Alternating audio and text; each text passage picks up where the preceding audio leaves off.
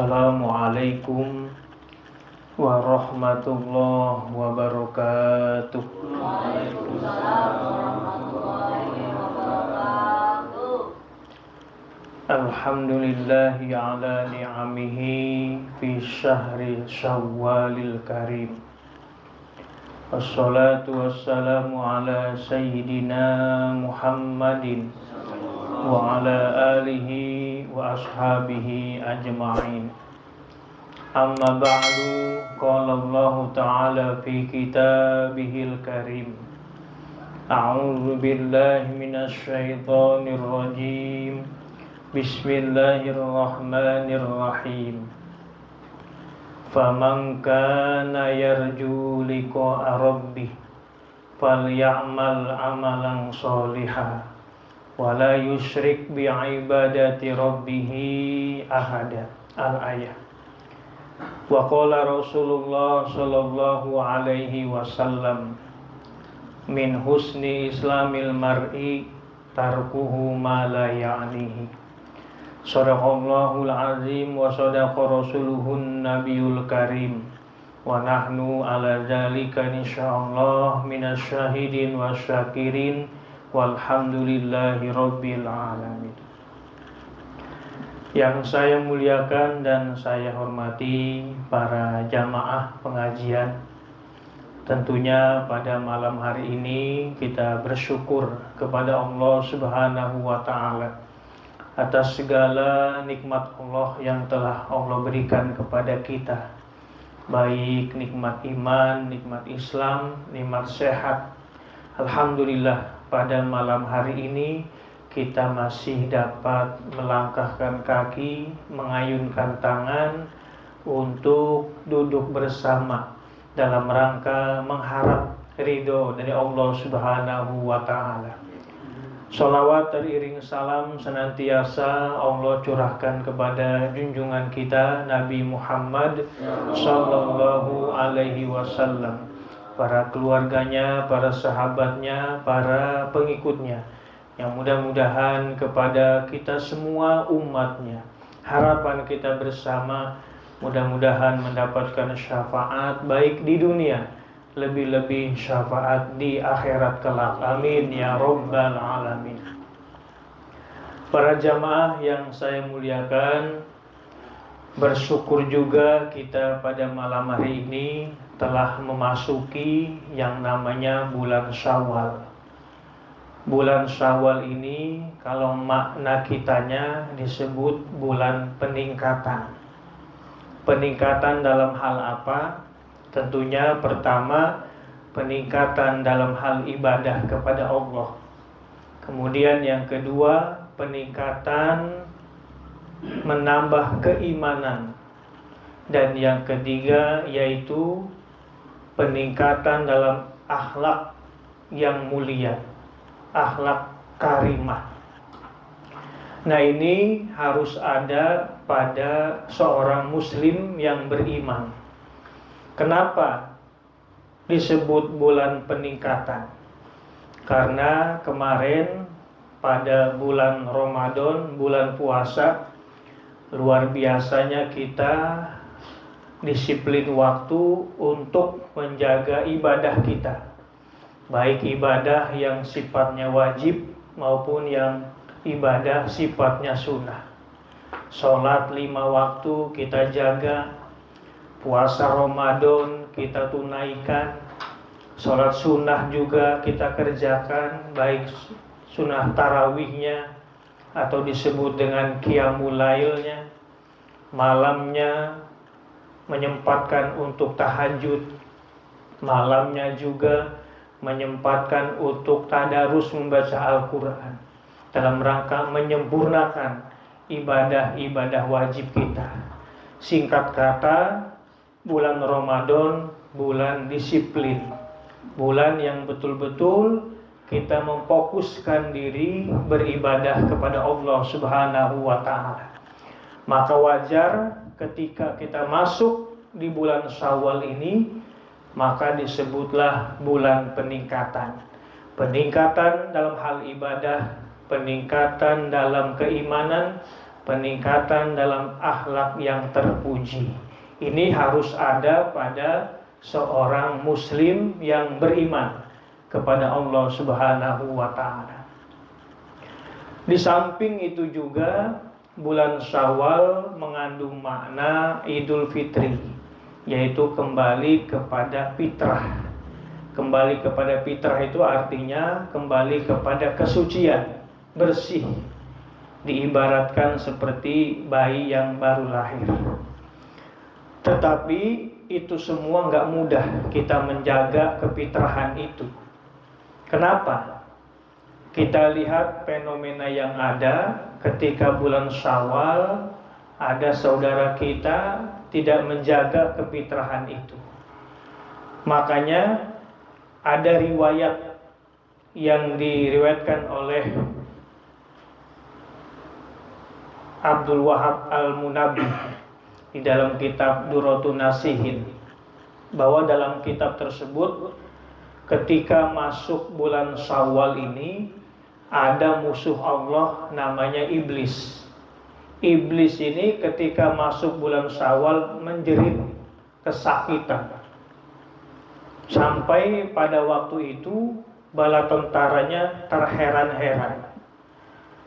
Kemudian ketika itu bala tentara iblis menghampiri kepada tuannya, yaitu iblis. Wahai tuanku, kata bala tentaranya, gerangan apa yang membuat engkau menjerit marah kesakitan ini? Kami bala tentaramu akan menghancurkan mereka. Itu kata bala tentara iblis. Jadi iblis pun punya tentara, bukankah Iwan aja? Iblis pun punya bala tentara. Kata bala tentara iblis, wahai tuanku, gerangan apa yang membuat engkau menjerit, marah, merasa kesakitan? Kami tentaramu akan menghancurkannya. Apa kata iblis? Wahai bala tentaraku, ini bulan Syawal, di dalamnya mengandung kefitrahan, bulan yang mana dosa-dosa umat Nabi diampuni, doa-doa pun dikabulkan Allah, rahmat Allah akan diturunkan. Maka ketika ini, kata iblis, sibukkan mereka dengan perbuatan maksiat dan dosa, agar kiranya Allah murka kepada mereka. Maka kita jangan terlena mendapatkan kebaikan-kebaikan dari Allah, yaitu yang namanya fitrah, kembali kepada kesucian, tapi rupanya nggak mudah untuk menjaga itu semua. Kenapa? Tadi bala tentara iblis telah mengajak kita semua agar kiranya kita mendapatkan murka dari Allah Subhanahu wa taala. Maka dalam hal ini Rasulullah Shallallahu Alaihi Wasallam memberikan pelajaran kepada kita semua. Apa kata Rasul dalam sebuah hadis diterangkan, ijtahidu yaumal fitri fi shadaqah. Peliharalah, jagalah hari fitrah ini pertama fi shadaqah, dengan shadaqah. Wa amal khair wal birri, mengerjakan amal-amal kebaikan dan kebajikan, minas sholat, tentunya sholat kita, baik sholat wajib maupun sholat sunnah, wa zakat, zakat kita, wa tasbih, tasbih kita, wa tahlil dan tahlil kita. Kenapa? Karena di bulan Syawal ini janji Allah akan mengampuni dosa-dosa kalian, dan Allah mengijabah doa-doa kalian, dan juga Allah akan menurunkan rahmatnya buat kalian. Itu tip cara untuk selalu menjaga kefitrahan di bulan Syawal dan bulan-bulan berikutnya. Para jamaah yang saya muliakan, maka di sini ada seorang ulama namanya Mustafa Asy-Syibai. Beliau membagi tingkatan orang-orang yang mengisi ketika masuk bulan Syawal ini. Tingkatan pertama, ada orang disebutnya orang cerdas dan berakal. Yang kedua, tingkatan kedua, ada orang disebutnya orang bodoh. Dan yang ketiga, ada tingkatan disebut orang khilaf. Yang pertama, kata Mustafa Asy-Syibai, ada orang yang mengisi bulan Syawal ini masuk kategori orang yang cerdas dan berakal. Siapa mereka itu? Mereka yang disebut orang cerdas dan berakal itu adalah ketika masuk bulan Syawal betul-betul dia tingkatkan ibadahnya kepada Allah, dia tingkatkan ketaatannya kepada Allah.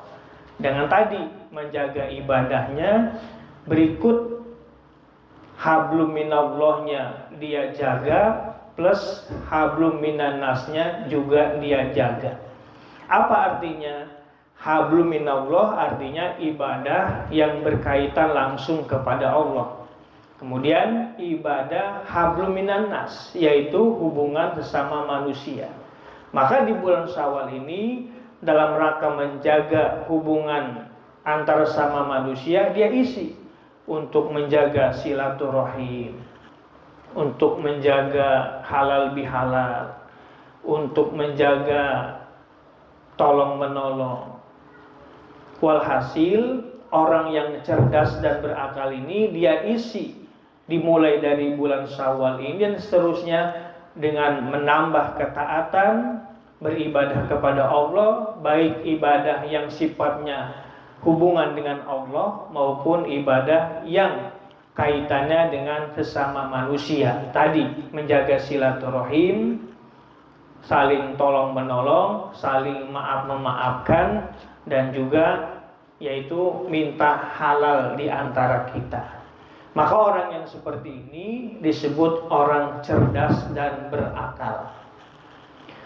Yang kedua, kata Syekh Mustafa Asy-Syibai, ada orang mengisi bulan Syawal ini disebut orang bodoh.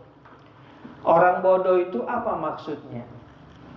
Dia ketika masuk bulan Syawal ini, dia punya pemahaman ibarat dia terkendali, diikat pada waktu bulan Ramadan, bulan puasa.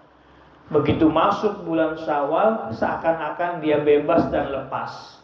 Akhirnya apa? Akhirnya dia isi bulan Syawal ini dengan perbuatan dosa lagi, perbuatan maksiat lagi, menggunjing lagi, mencela lagi, apalagi saling memfitnah lagi.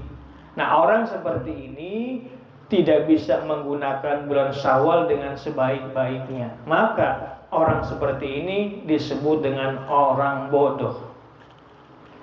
Yang ketiga, ada tingkatan orang ketiga disebut orang khilaf. Apa orang hilaf ini? Bulan Syawal yang disebut mengandung makna kefitrahan, kesucian, tapi apa? Dia isi dengan perbuatan-perbuatan mubazir, dia isi dengan perbuatan-perbuatan yang tidak ada maknanya, tidak ada manfaatnya bagi pribadi dia, bagi keluarganya maupun kepada masyarakat sekitarnya. Maka orang yang seperti ini masuk dengan kategori orang yang hilaf. Rasulullah dalam sebuah hadis tadi sudah disampaikan di muka bahwa min husni islamil mar'i tarkuhu ma la ya'nihi. Sebagian dari bagus baiknya Islamnya seseorang adalah meninggalkan sesuatu yang tidak ada manfaatnya. Kita yang diberikan akal sehat, diberikan logika, berpikir, tentunya kita bisa mengatur mana perbuatan-perbuatan yang bermanfaat, mana perbuatan yang tidak bermanfaat. Maka ciri orang itu disebut baik Islamnya adalah mereka yang tidak mubazir waktu, menggunakan waktu itu dengan sebaik-baiknya hal-hal yang bermanfaat dan bermakna. Maka agar kiranya kita disebut orang yang Islamnya baik tentunya meninggalkan sesuatu yang tidak ada makna dan manfaatnya. Maka kedepannya momen dimulai Syawal ini sampai kedepannya, yuk mari kita gunakan akal pikiran kita agar kiranya kita masuk, kata Syekh Mustafa Asy-Syibai, orang yang disebut orang cerdas dan berakal. Jangan sampai tadi disebut orang bodoh. Orang bodoh tadi dia mengibaratkan seperti bebas, merdeka, kemudian dia gunakan lagi untuk berbuat maksiat dan dosa. Maka orang seperti ini disebut orang bodoh. Begitu juga jangan sampai masuk kategori orang yang khilaf. Dia tidak bisa menggunakan waktunya dari hal-hal yang bermakna dan bermanfaat. Maka mulai pada malam hari ini kita niatkan, kita tekadkan, karena tadi bulan Syawal mengandung bulan peningkatan. Yuk mari kita sama-sama kita tingkatkan baik ibadah kita, keimanan kita, dan akhlak adab kita. Maka barulah buahnya itu akan terasa pada diri kita. Para jamaah yang saya muliakan, ada sebuah analogi antara ulet sama ular. Di mana analogi ulet sama ular? Ulet itu ketika belum puasa dia menjijikan. Begitu dia berpuasa beberapa waktu, jadilah sesuatu yang indah, yaitu seekor kupu-kupu. Begitu udah jadi seekor kupu-kupu, luar biasa, banyak orang yang menyukainya. Bukan hanya kaum hawa, kaum wanita, kaum laki-laki pun senang kalau melihat kupu-kupu. Yang penting kata Bang Hendra, jangan kupu-kupu malam. Kupu-kupu yang ada di kebun binatang, jangan salah tafsir. Nah begitu si ulat ini menjalani yang namanya puasa beberapa waktu, akhirnya jadi kupu-kupu yang indah, sedap dipandang mata, dan orang banyak yang menyukainya. Itulah puasanya ulet. Ada puasa ular. Puasa ular itu sebelum puasa ganas, begitu masuk puasa ganas, dan keluar dari puasa lebih ganas lagi. Artinya apa? Puasanya tidak membekas pada dirinya. Maka jangan sampai di antara kita ini seperti puasanya ular. Sebelum puasa ganas, dan setelah puasa lebih ganas lagi. Nah ini artinya puasa ular. Maka contohlah seperti ulet, tadinya menghina, menjijikan, begitu dia masuk puasa beberapa waktu menjadi hewan yang indah, banyak orang yang menyukai, bukan hanya kaum Hawa, dan kaum Adam laki-laki pun senang untuk memandang kupu-kupu. Disitulah pelajaran buat kita masuk bulan Syawal ini, bagaimana caranya seperti kupu-kupu. Banyak orang yang menyukai kita, banyak orang yang mendekat kepada kita. Jangan sampai tadi puasa kita seperti ular. Begitu masuk bulan Syawal malah orang membenci kita, orang menjauhi kita. Jangan sampai terjadi pada diri kita. Contohlah ulat yang memang tadi sederhana, tapi pada akhirnya dia disenangi orang. Para jamaah yang saya muliakan, maka orang yang betul-betul puasanya karena iman dan mengharap ridha Allah, maka kata Nabi, man shoma Ramadan imanan wahtisaban ghufira lahu ma taqaddama min dzambi. Barang siapa yang berpuasa di bulan Ramadan karena iman dan mengharap ridha Allah, maka dosa-dosanya yang telah lalu akan diampuni oleh Allah Subhanahu wa ta'ala. Mudah-mudahan kita termasuk orang-orang yang diampuni Allah Subhanahu wa ta'ala. Maka terakhir kesimpulannya, jadikan bulan Syawal ini bulan peningkatan. Peningkatan dalam hal ibadah kepada Allah, peningkatan iman kita kepada Allah, dan juga peningkatan dalam akhlakul karimah, akhlak yang terpuji. Kemudian jadikan bulan Syawal ini termasuk orang-orang yang cerdas dan berakal. Jangan sampai kita masuk di bulan Syawal ini masuk kategori orang-orang bodoh dan juga termasuk orang-orang yang hilang. Orang bodoh artinya tadi orang yang ketika Syawal dia isi dengan perbuatan dosa dan maksiat kepada Allah. Orang hilaf adalah orang yang tidak pandai untuk menggunakan waktunya, dia gunakan mubazir waktu, dan jadilah manusia itu yang bermakna dan bermanfaat. Kata Nabi, khairun nas anfa'uhum linnas. Sebaik-baik manusia adalah orang yang bermanfaat untuk orang lain. Mudah-mudahan kita pada malam hari ini termasuk orang-orang yang bermanfaat. Bermanfaat bagi diri pribadi, bermanfaat bagi keluarga, dan juga bermanfaat bagi masyarakat sekitar kita. Dan jadikan bulan Syawal ini awal yang kita betul-betul kita niatkan, kita tekadkan untuk memfokuskan diri beribadah kepada Allah. Kenapa? Karena pada hakikatnya kita diciptakan di manusia ini semata-mata untuk beribadah kepada Allah Subhanahu wa ta'ala.